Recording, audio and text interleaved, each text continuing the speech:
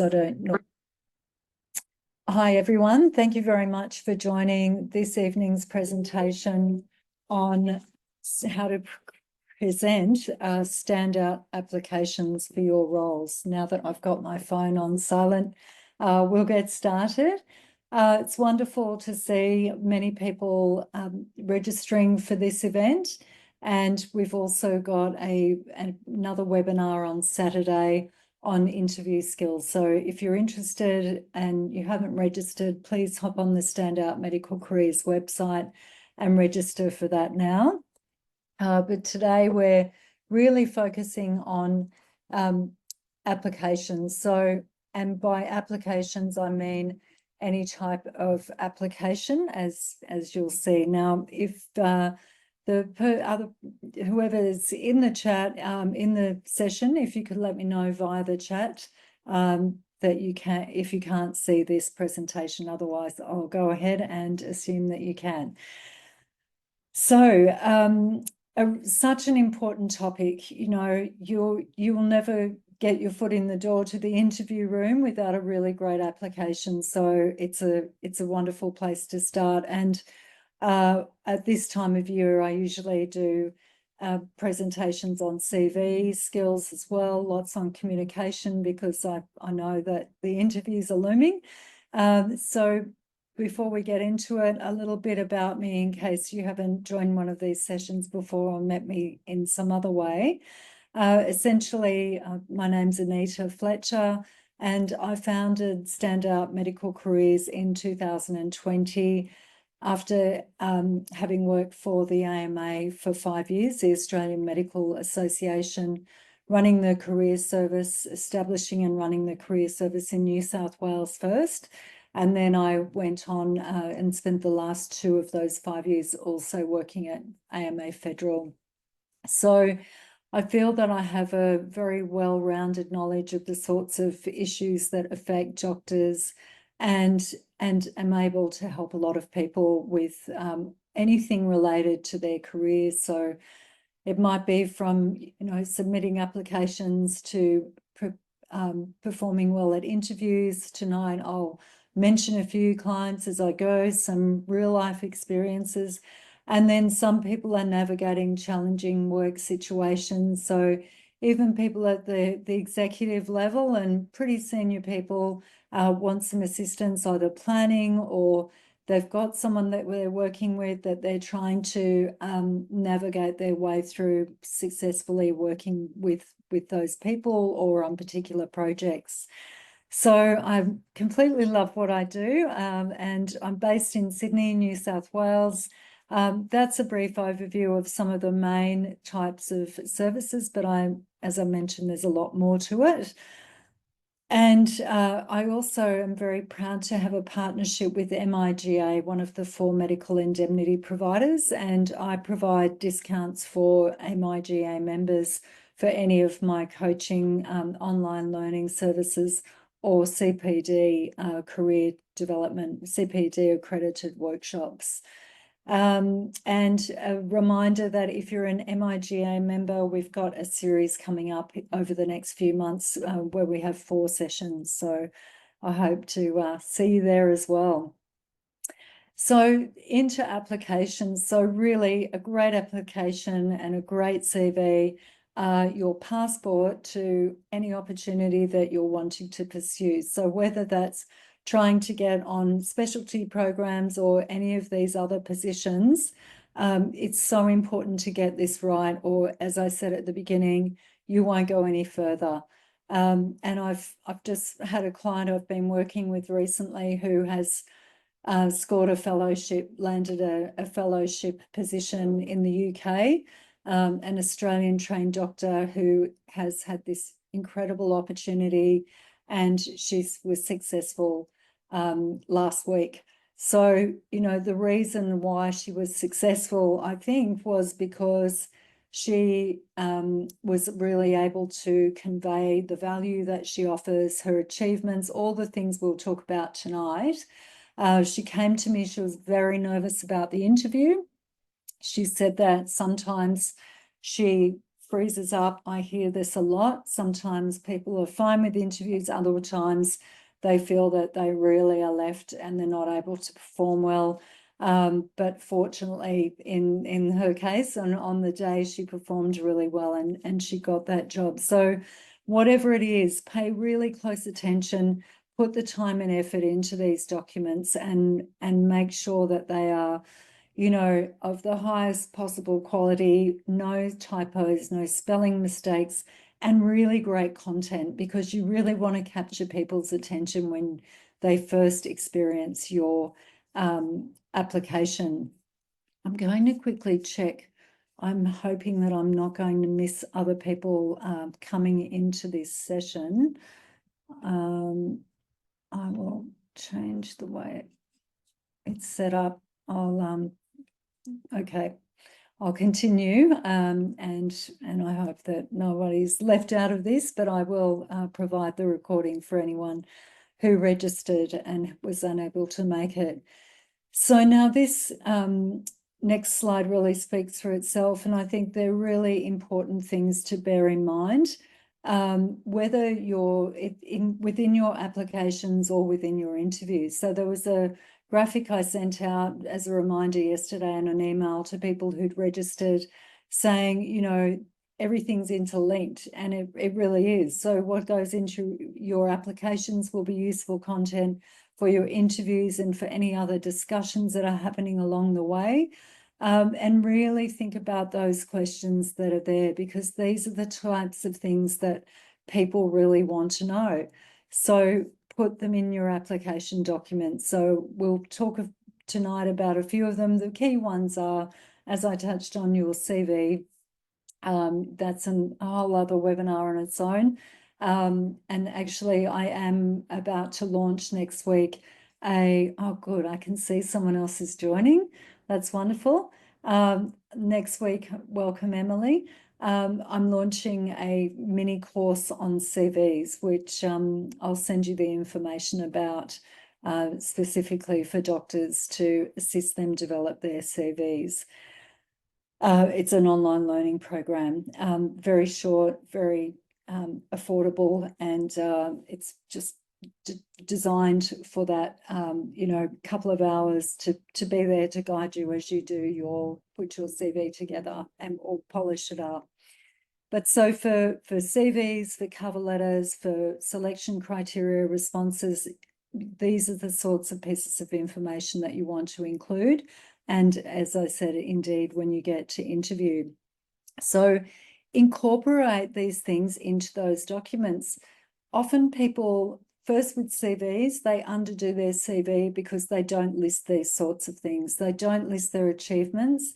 They make their CV essentially a list of their qualifications, where they've worked, what papers they've published, and they're all absolutely, you know, essential inclusions for a CV, but you can also really enhance that CV by bringing more into it.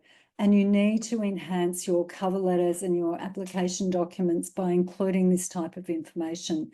And you might notice that some of these are reflecting some of the competencies of the colleges and the specialties that you're working in and looking to progress in. So I'll talk about them a little bit more later on. So keep asking yourself these types of questions, make notes, make sure that content gets into the cover letter. And what I often find with cover letters is, and selection criteria responses, content that people have in those documents aren't necessarily in the CV, or vice versa. So you've really got to make your application strong on each front.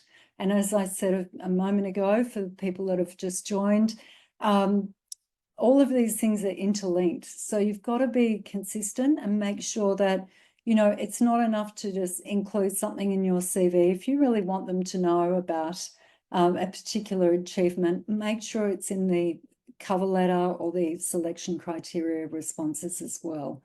And I might sum those up now by generally referring to them as application documents. So be consistent and then make sure you bring them into interview. So referring back to the client of last week who got the fellowship position, she, you know, when we were preparing for her interviews, I said, you know, make sure you do talk about those key achievements that you want them to know. You need to remind them in the interview of what's on your CV, what your achievements are. And she did do that very well. And she actually had a lot to choose from, a lot of content.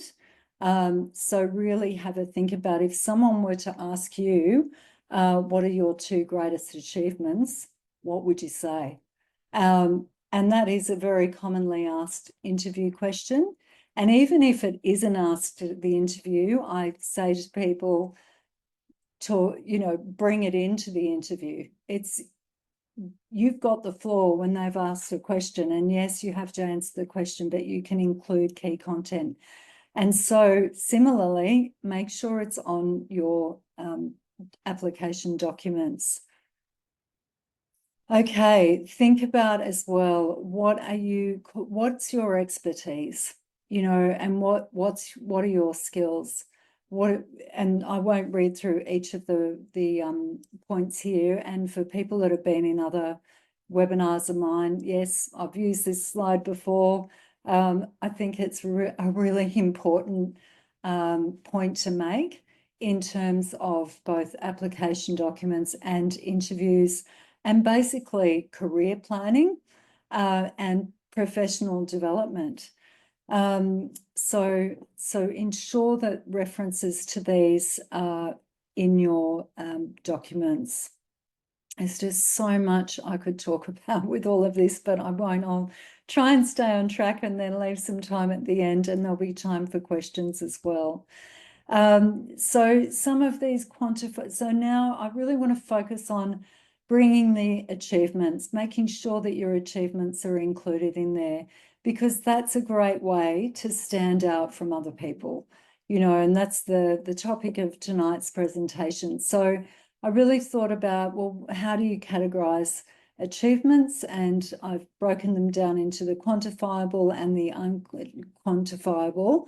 However, I should say non-quantifiable. The non-quantifiable sometimes overlap with the quantifiable. So research contributions, you might have a very quantifiable measure or, you know, inclusion in your CV, but it's also something that you can refer to in other ways that aren't just about the when and the where and the which publication. It's really then talking about the strengths and the skills that you implement in order to achieve that result. So there's a few here, you know, if you've had really great experiences with patients or a particular case that, you know, made a big difference for your practice or for the patient or for the team, include those, mention them. And it's fine to mention them in writing as well as at the interview. There is nothing stopping you from bringing this information into your CV and other documents. So it's up to you to do it. People want to know more about you than, you know, what rotations you've done or what positions you've held. They want more. And that's how you stand out. The people who can communicate that information are the ones who are standing out. Research contributions, that client last week, you know, a clinical trial that she ran, that was one of her 2 greatest achievements that she mentioned. And she said to me, look, you know, I'm so proud of it because it's changed practice. And, you know, there was a product that they looked into that as a result of the research, the TGA discontinued, you know, took that product out, took away, you know, the allowance to use that as a product in Australia, and it rolled on worldwide. So pretty enormous contribution. And she said it's sort of the stuff that people dream of with their research, that they actually can affect change. So, not everybody's got a story like that, but you've got achievements that you can refer to and highlight in order for people to notice your applications. And you can see the other ones there. Make sure that you talk about those other types of roles. Definitely any awards or ways that you've been recognised by other people, work in the community, whatever it is that you've achieved, don't keep it to yourself. And I mean, there are some examples of patient care achievements that you might want to include. Think about, have you made something more efficient? And it's all about process and system improvement in medicine. People are incredibly interested in people who can bring about changes, even if they're small ones that save everybody a few minutes of time on every shift. That all has a huge ongoing impact and a bigger effect. So contemplate those. A couple of other examples here of research contributions.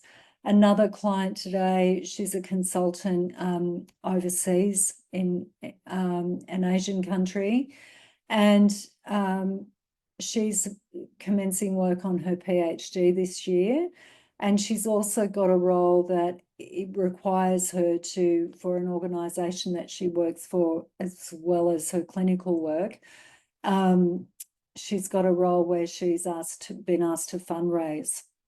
So there's a lot of great opportunities in being tasked with that, not to mention the contacts that she will make, the conversations she'll have with all sorts of people who might be prepared to contribute money for this organisation to continue and do more work.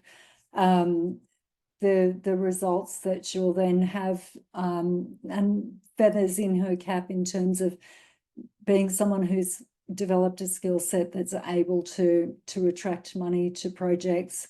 That's pretty compelling. So if you've done that as well, get those numbers, get those percentages or dollar figures onto your CV. That says a lot. And, it could be a few $1,000s, it could be $100,000. I've seen, some people, very experienced researchers with large amounts of money, and no one can ignore that. You can't unsee it when you see it on a CV.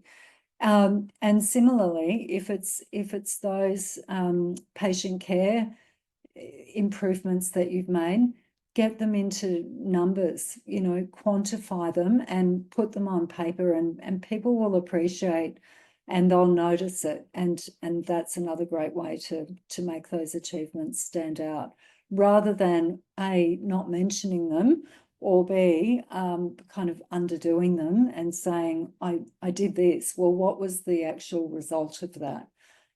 Include those numbers. Those numbers speak volumes in the research world. The impact factor, that's a global factor that people really take notice of. So include that information in there. Of course, anything you've done in terms of teaching and mentorship is incredibly important to write about in these documents. And the training programs, including work you might have done for one of the college that you're affiliated with, or that you'd like to train under. If you're a marker, or you've been present at exams and helping out, whatever way you've been involved in activities to do with teaching and mentorship, put them in there. I can assure you the job in London that person who's got the fellowship in London now, I saw the position description, they were incredibly interested in people who had done teaching. So my client had, and a lot of mentorship. So it all feeds in. It builds this very strong value proposition for amazing roles. Anything here to do with leadership, managing a project, whatever it is. And that could be managing a project in an extracurricular activity as well. I've worked with doctors who have taken the role of the secretary on a committee for, or the finance role for, say, a theatre production that they're involved in their out of work interests. And it's relevant, you know, because it reflects a skill set. Even if they're not applying that in the medical sector, they've still got the skills. So really think about, what are your skills? What are the achievements that you can include when you're talking about yourself? Some more examples there. Definitely list scholarships. Scholarships show that people have faith in you and they've invested in you. Lots there on awards, you know, that's very formal recognition of your outstanding work, and they're really hard to ignore on a CV as well. And in terms of scholarships, there's a lot of scholarships that don't get taken up. So if you want to do a piece of work and you need some resources for that, go looking around for scholarships, because they are out there. You know, MIGA, I know, offers scholarships for various activities for medical students and doctors throughout the year. So, you know, organisations like them, there's so many out there, and often they don't get used. So take them up and then get them on your CV and other documents. Some of those non-quantifiable achievements, and as I mentioned, they're there as well. Our professional development, continuous learning can be something that, you know, okay, professional development, your courses, you can certainly include those on your CV. But the theme of being a lifelong learner, continuous learner, you can talk about that in your cover letter. Whatever it is that you think really represents you, that might be of interest to other people, put it in there. Okay. What else have we got here? That's the overlap, as I've mentioned before. And everything's joined up. So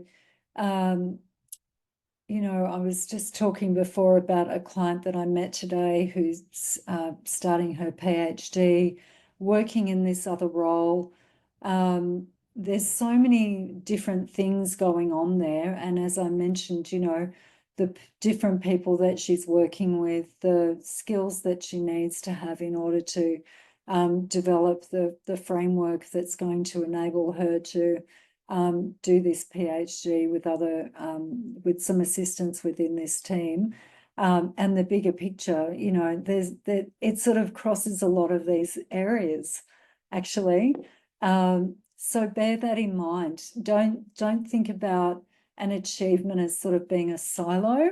It's actually often very much linked to a number of other things that you're doing. So think about ways that you can express those achievements in different ways and tell people more about it. Okay, so I'll leave this up here for you to have a read through and contemplate. This is intended to trigger your memory a bit and to encourage you to reflect on some of the sorts of things that you can include.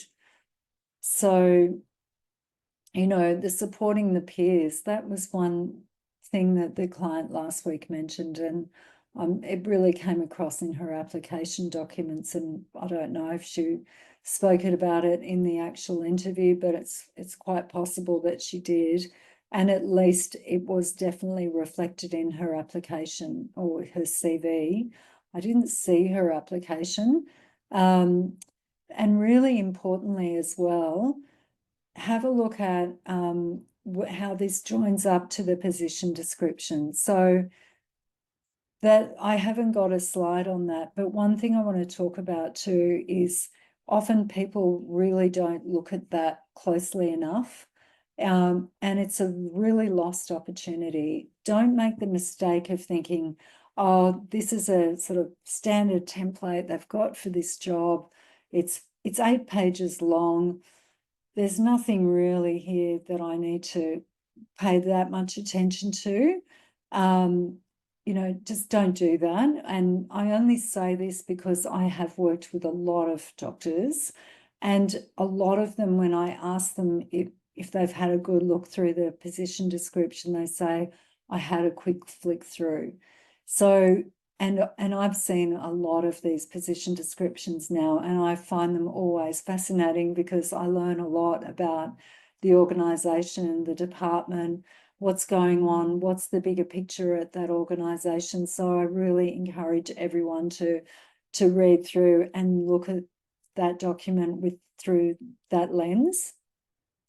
And also because I think there are real clues in there about what they want to know about you, and what the sorts of questions will be at the interview as well, which is really, really useful. And more than once, people have said to me, I got asked the questions in the interview pretty much like the ones that we practiced. So that didn't happen by accident. That happened because I know the sorts of questions that they will ask from my experience over the last 10 years. And I also glean a lot. I really look closely at those position descriptions. You know, I find them fascinating, and, you know, even that they contain often the org structures, and you can see the way the place is set up and who the key stakeholders are. If you get an org structure, and it's even better if it's got people's names on it, that's like gold. And it shouldn't be dismissed as, you know, oh yeah, that's a standard or position description. Ignore that document at your peril. If you don't take anything else from tonight, please take that away. So I hope that these examples give you some food for thought as to how you could, some of the achievements and experiences that you can talk about. Now, with responses and with cover letters, you know, here's the side about the competencies that I've mentioned earlier. The CanMeds framework, which is displayed here, is pretty close to a lot of the Australian colleges in terms of being representative of the competencies that they're looking for. So, as I've said more than once in webinars and other presentations and sessions, it's no accident that this type of framework, the competencies, will then come through in the interview questions, because essentially the competencies form the framework of practice, the professional standards of that particular specialty. So from there, it goes training program and an ongoing professional career behaviour, and what we want you to improve and keep developing through your career. Training program, what you'll be trained on once you're in the program, and how we're going to assess you to get well within the program, and how we're going to assess you to get onto the program. So a lot of the questions are reflective of these competencies, and you'll notice that the selection criteria responses are very reflective of these competencies as well. So in the lead up to applying for roles and specialty training in particular, really pay close attention to the competency frameworks that the colleges have that are there for your consumption at will. You know, it takes 2 minutes to Google what the competencies are for the College of Surgeons, you know, and I know that because I've done it more than once, and you should too. And, you know, if you want to do dermatology, for example, there's no reason why you shouldn't be looking at the other colleges' competency frameworks as well, because you might pick up some really extra golden pieces of information about the way that they describe those, or activities that they recommend you do, because each of the, it doesn't stop with a graphic like that for the colleges. They really unpack them, and I love reading their documents because they're incredibly well written. They're really thorough. So if you're not sure about what do they mean about being a collaborator or a health advocate or whatever, or how can I put those things into words myself, go and look at the way that they put them together, because, they've put a lot of thought and effort into those, and they've done extremely well. So please bear those in mind also as you compile your documents. Okay, so I was just thinking too, I wonder if you were sort of expecting, here's to set out a letter, which I'm happy to briefly touch on as well, because and how to write your responses. So let's go through a few very sort of top few good rules of thumb. So really think about your presentation and definitely observe the required format. So if you're asked to submit a 1-page cover letter, do not submit a 2-page cover letter. You're falling at the first hurdle by ignoring the instruction. And if you're told to submit your CV in a particular manner, make sure you do that. Look at it from the perspective of the reader, and this is where too it really helps to get other people to give you feedback, because they're not invested in it like you, but you've really got to look at it like, well, if somebody sent that to me, what would I think of that? And what you want to be able to say is, well, if someone sent me that cover letter, I would think that it is absolutely meticulous. There's a lot of great content, a lot of care's gone into that. It is succinct. It has really strong information.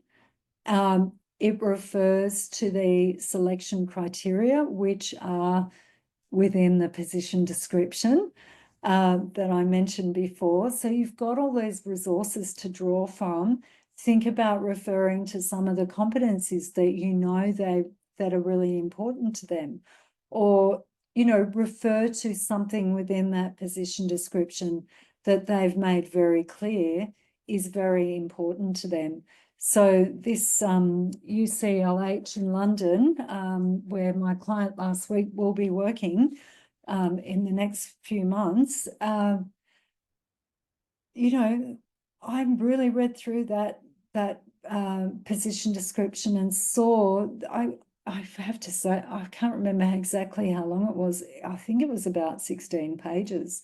And I said to her, I've never seen, so there was a section in there that I haven't seen in an Australian one, but she said, no, they actually do that a lot in the UK, which was they describe the roster, and they show what the roster structure is and how it all works.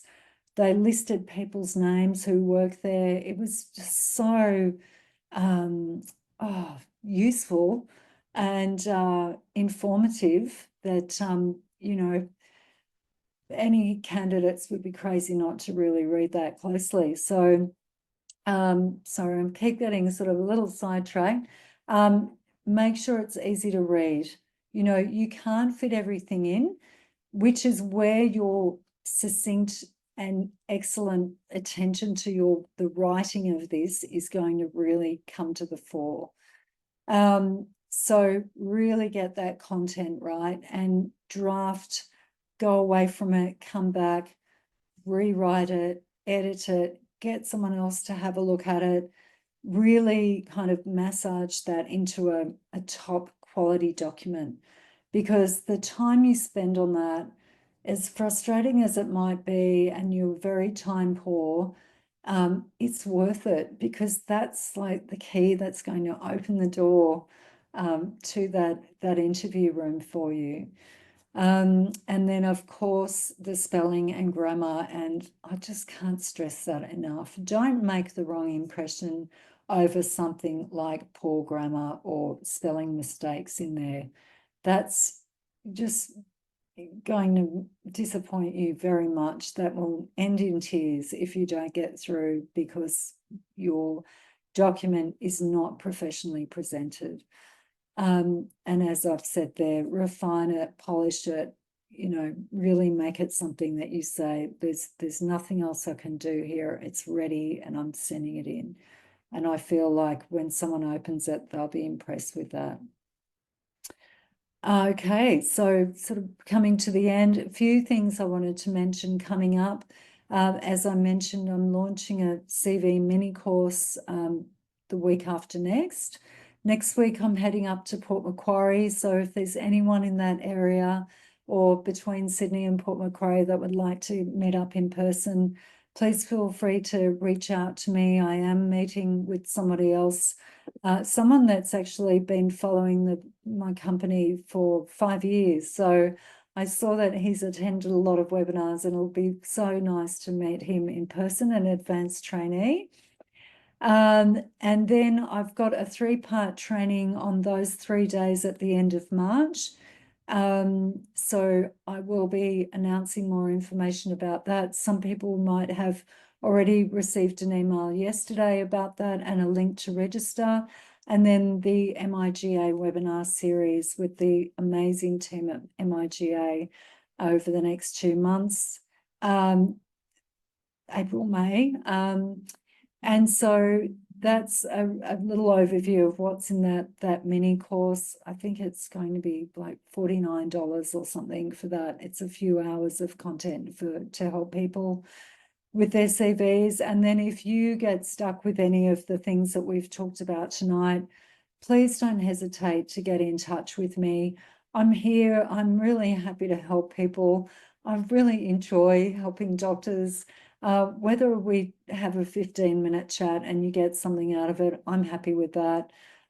If you want to book in for a proper session of helping you with any of those documents or CV interview skills or whatever it is, please get in touch. I'm raring to go for this year's recruitment season. And there's also a blog page on the website which has a whole lot of articles that I've written over the past few years. So you might find some more content there that's of interest. And then just remember these points here. You really should be doing yourself justice and communicating what you've achieved and the skills that you possess to really other people so that you can move forward with the goals that you have for your career. You've learned so much. You've probably got more skills than you even recognize.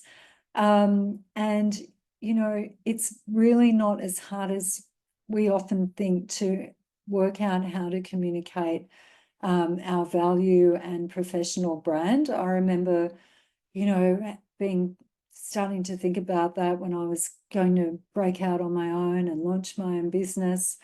And once I understood what to do, it really wasn't difficult at all. And then the more times that you express that verbally, the easier it gets. So people actually want to know what you have to offer. So practice saying it, put it together, practice saying it.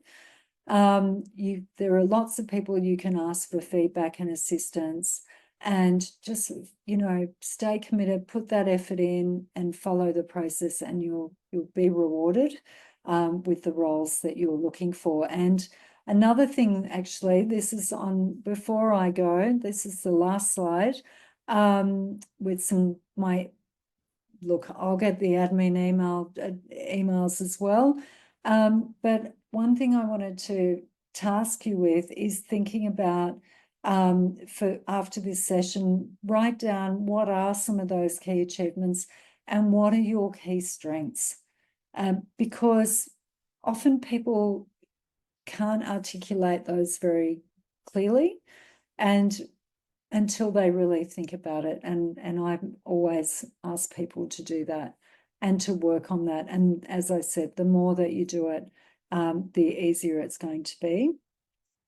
So that's the end of the slides, and I'm very interested to see if anybody has any questions. So I'll have a look at the chat, but you're very welcome to speak up. I'm going to end the recording now for that purpose, so bear with me for a moment, please. And thanks for joining. And remember, there's another webinar this Saturday morning at 10 o'clock Sydney time. Now I'm having trouble with the switching off the recording. I don't know why. If anyone has any questions, feel free to let me know now, or otherwise, if you don't mind being recorded. But otherwise, book a time to have a chat with me or pop me an email and I'll happily reply to you. Thanks very much for joining tonight. I hope you found it helpful and I hope to see you again soon. You're welcome, Michelle.